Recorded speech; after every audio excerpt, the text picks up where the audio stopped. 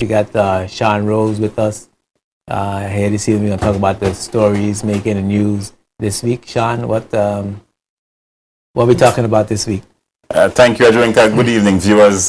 Tonight, the top news spotlight looks at national parks. You may recall that one of the belt tightening measures that came out from this year's budget saw some reductions across the board, and the National Parks Trust was affected as well. Some $41,000 less, moving from $406,000 to $365,000 for the government's annual subvention going to the National Parks Trust to assist with the operations there. And what the NPT, the National Parks Trust, has announced is the need to increase fees. They're saying that in order to remain viable, because they are now required, in fact, very soon they will be on their own, they are now required to begin marching towards that stage where they can function independently of government's subvention. And they did indicate recently as well that the subvention is likely to decrease further. Now they're proposing that they have some fee increases to enter the various national parks. Anything that's being said about improving the quality of the parks, the activities surrounding the parks, so that people make the parks more attractive. People want to come to the parks so they could generate more income.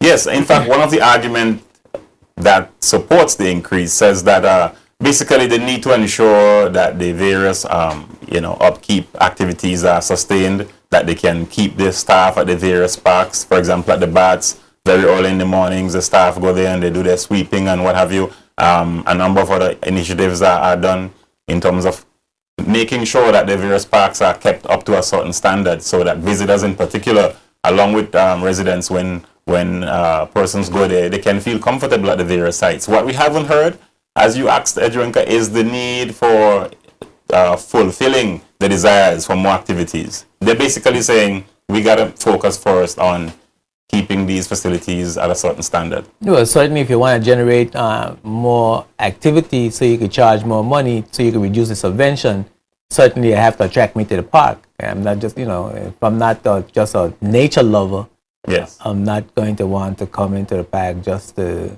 stand up. I might want to come for a picnic. I might want to, look at the sites. I might want to get some education about the meaning of the parks and what's involved there. So certainly we need to have some. It seems like we would need to have some development in that area. Agreed. In fact, they did speak as well of enhancing some of the national parks, in particular the Copper Mine area and the Bats. They're looking at the installation or construction of some facilities there, and you'll hear more about that in the news later this week.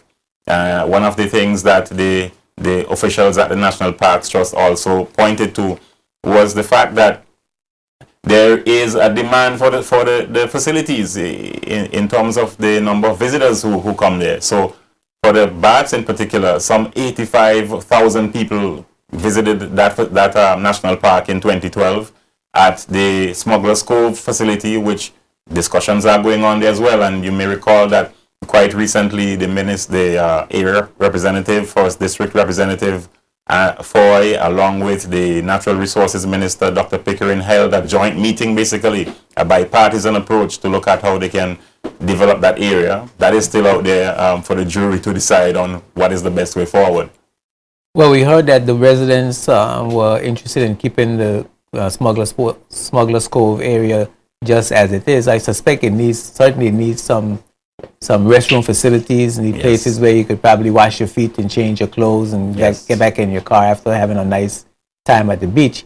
It also, I think, needs some place where you could eat and relax and that sort of thing. But I haven't had an opportunity to really take a look at that plan, that proposed plan. What can you tell us about what that plan is? I can tell you that the presentation done by Cooper from CAD Designs gave a synopsis of what we are likely to see.